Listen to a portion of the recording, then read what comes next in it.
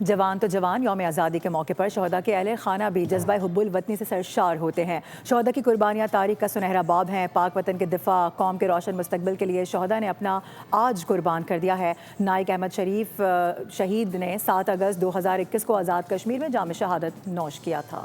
میرے شوہر جو ہے وہ 7 اگست 2021 کو آزاد کشمیر میں لیپا سیکٹر میں شہید ہوئے تھے۔ میرے شوہر جو تھے وہ احساس کرنے والے تھے، وہ نڈر تھے، بہادر تھے، ہنسمکھ تھے اور ملنسار تھے سب کے ساتھ۔ وہ سب کے ساتھ جو ہے وہ بہت پیار سے بات کرتے تھے اور جب گھر پر آتے تھے سب سے باتیں کرنا، ہنسی مذاق کرنا، بچوں کے ساتھ مستیاں کرنا اور ان کے آنے سے گھر میں رونق ہو جاتی تھی۔ وطن سے بے تحاشا محبت کرتے تھے۔ مشکل وقت میں حوصلہ اور صبر مجھے اللہ پاک نے دیا۔ دکھ اور افسوس تو ہے کیونکہ جسمانی طور پر وہ ہمارے ساتھ موجود نہیں، ہمیں ان کی بہت زیادہ یاد آتی ہے، لیکن یہ سوچ کے میں صبر کر بیٹھی ہوں کہ اللہ پاک نے انہیں ایک بہت ہی اعلیٰ عہدے سے نوازا ہے، اللہ پاک نے انہیں شہادت نصیب کی ہے۔ 14 اگست پہلے ہمارے لیے صرف ایک جھنڈیاں لگانے اور سیلیبریٹ کرنے کا دن ہوتا تھا، لیکن اب 14 اگست والے دن چونکہ میرے شوہر میرے ساتھ نہیں تو لہٰذا یہ دن میں تمام شہداء اور شوہر کے لیے دعائیں کر کے گزارا۔ میں تمام شہداء